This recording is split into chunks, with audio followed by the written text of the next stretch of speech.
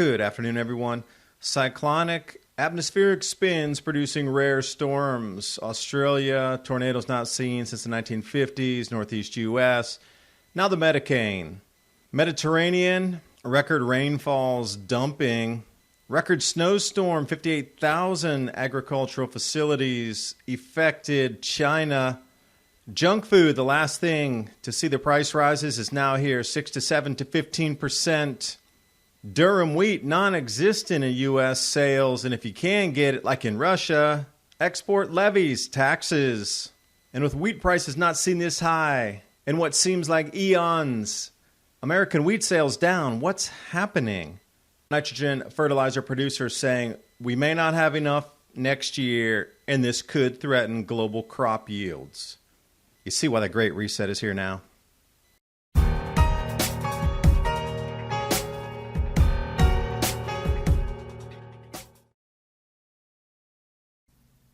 New studies show that by the time people reach their middle ages, the body often produces less than half of the collagen it did in their youth. Collagen is the main building block in our skin, making up 70 to 80% of it. This is why we get sagging skin and wrinkles as we age. If you want to look younger, you must supplement collagen, which will improve your skin's elasticity, make it smoother, more plump, and more youthful looking. That's why Ageless Multi-Collagen provides 5 key types of collagen you need from 4 different sources, essential to optimally support an array of full-body benefits. No odor, no taste, no clumping, unlike other collagen supplements.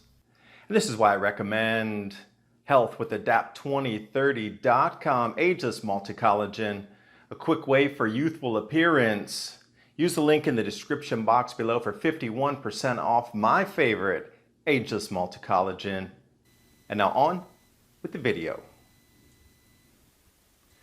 And for those of you who have not been following the record snows, record cold through Australia and New Zealand, now a week and a half before summer, I've done several videos on that. These lows with the deep cyclonic spins, impressive and matching up with 1950s records being broken. And we find the same thing in the United States. The Alberta Clipper record lake effect snows and tornadoes in November, which hadn't been seen since the 1950s. And now we take a look at a Medicane, a Mediterranean hurricane. This occurred last week. And finally, some of the totals are in, and that's what caused floods in Egypt that brought all the scorpions out. This rain ringing out of the sky continued further southward. Huge rains in Algeria.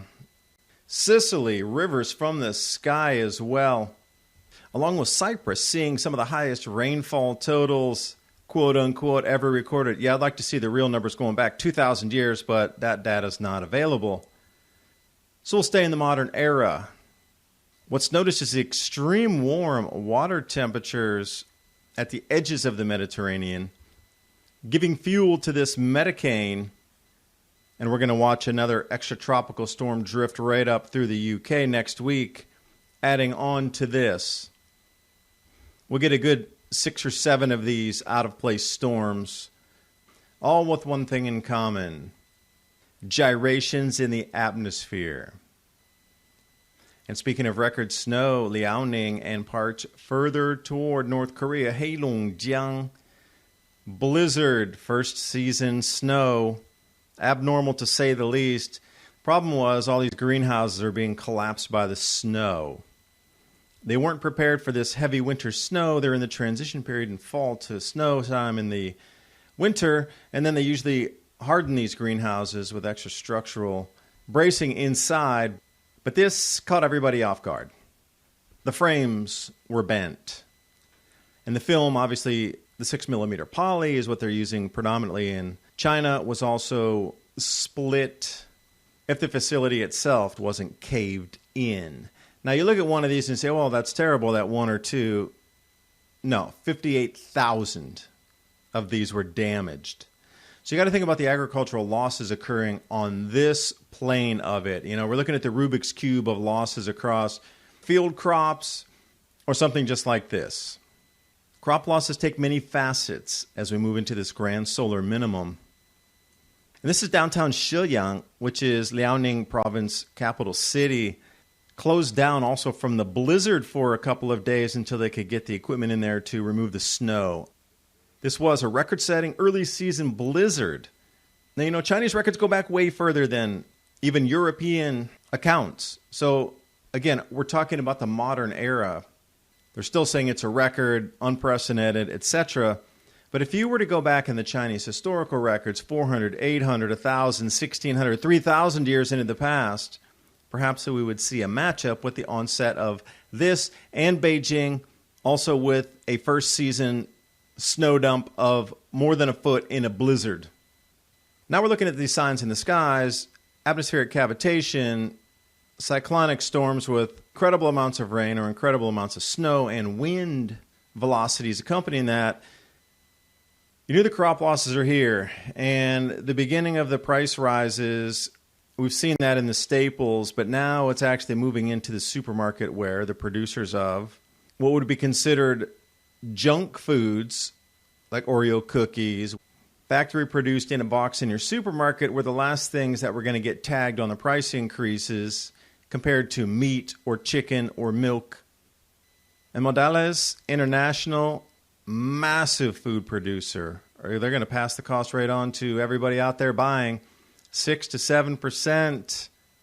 And that's to start with on the lag where they're already losing money. So to catch up, they're anticipated a second round of price rises in early 2022. And these numbers that keep coming out from different forecasting agencies saying that, now they're admitting Americans are paying 15% more. Remember the earlier projection, you're going to pay 6, 7% more. They're already at 15%, and that is going to keep cruising northward. Because looking at expensive wheat around the world, last time we saw these exceptional prices was 2012. We're going to eclipse that by miles moving forward here. Just going to take a couple more weeks. Once the harvest is all tallied in, I know prices have dropped a smidgen, and I'm going to say a smidgen because we are in the harvest season. Now, generally, prices would plummet at this time, but they're barely off the all-time highs here for these last 3 to 4 years. Moving forward, that little dip is going to continue northward again once we realize what's not there. For example, U.S. wheat sales year to date on the right side, durum wheat, 21 and 22. That's that little tiny green that you can barely even noticeable. That's because there is such a shortage of this type of wheat that's used for pastas, and then also, if you refine it a little bit further, for bread flours. Durum wheat, not enough for the global supply at the moment. So if you don't have it, you can't sell it. Obviously, there's going to be a switch somewhere along the way. And if you can get it, you're going to run into high export tariffs and taxes levied on top of these grain products being exported. So Russia's jumping far ahead of everybody. Now they're up around $70 a ton, and that's if you can get it. Now there's going to be a bidding war amongst nations to try to buy the food, which is going to drive costs up further. Sri Lanka will be the canary in the coal mine for most of us, but back to the U.S., with these smashingly high prices, you think everybody would be scraping the bin bottoms trying to get rid of every last grain that was out there. If we go back in time, silver was measured against the grains of wheat. Every single grain counts now. So with such a seller's opportunity, why are U.S. exports and sales down 22% from last year? I'm going to wager that it's just not there to sell.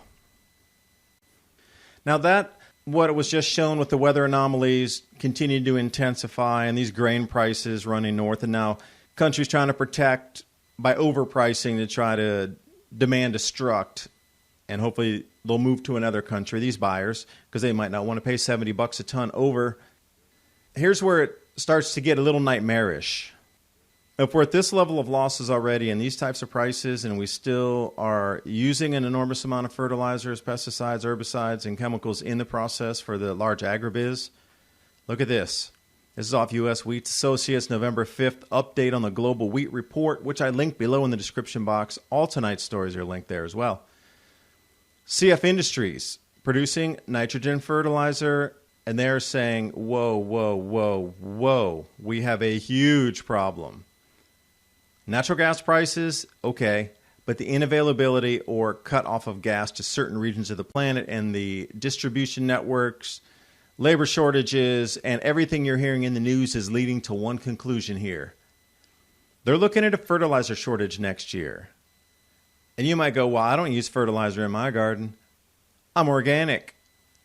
Doesn't matter. Most of the world's production of food that actually gets into the bellies of 99% of the people uses chemical input. They're already warning of a global crop yield decline that's going to result in food shortages across the planet. When you have somebody coming on the record saying that we do think yield is going to be on a global basis off next year, meaning way lower than this year, not because of the demand destruction, which is the huge price increases and all the extra taxes, it's just there's not going to be the fertilizer there to grow the crops. Just like the durum wheat, it's not there to sell because it's not there. And if we don't have the fertilizers because it's not there, I don't care if you got unlimited money, you're not going to get it because it's not there. This is where it really begins. If you thought your food prices were skyrocketing now and your life's getting expensive with inflation, you really have seen nothing yet. Nothing in comparison to what's coming if they do not have enough fertilizer next year. You're going to be looking at 4 to 7x increase in the price of food. 4x is just a global historical average during these grand solar minimums over the last, say, 3,000 years. Every one of these grand solar minimum events, the price will go up 4x. In some extreme cases, 7x. I don't know how many economies or families or communities could take a 4x increase hit in food price, and it's sure not going to stay in the arena of food. It will just spill out across everything else in the economy. But this fertilizer thing is the real deal. If we don't have it, you're going to see what happened in Sri Lanka. They were down 50+% on their yields. And the only reason they even had that much is because emergency at the last minute, they brought the chemical fertilizers back in. I'm going to be doing a video on that here next. I do appreciate you watching, but you're really going to need to get ready. Whatever shape, fashion, or form you do it, whether you buy from a pre-packed provider, like I say, My Patriot Supply, or you rush out to the supermarket and these wholesalers and start getting things ready. The rest of the crop harvest season is going to come in and prices are going to continue to go up once they realize that it's a dismal yield. And by the time we creep into next year, right in the springtime, if the natural gas shortages continue, oh my. This is going to reshape society, and this will push into place migrations of human beings that have never been witnessed ever in our human history. Ever. You talk about a great reset. Reducing fertilizer production, knowing the outcome would be exactly this. And then the wild card is, if you have all this stored food, can you protect it?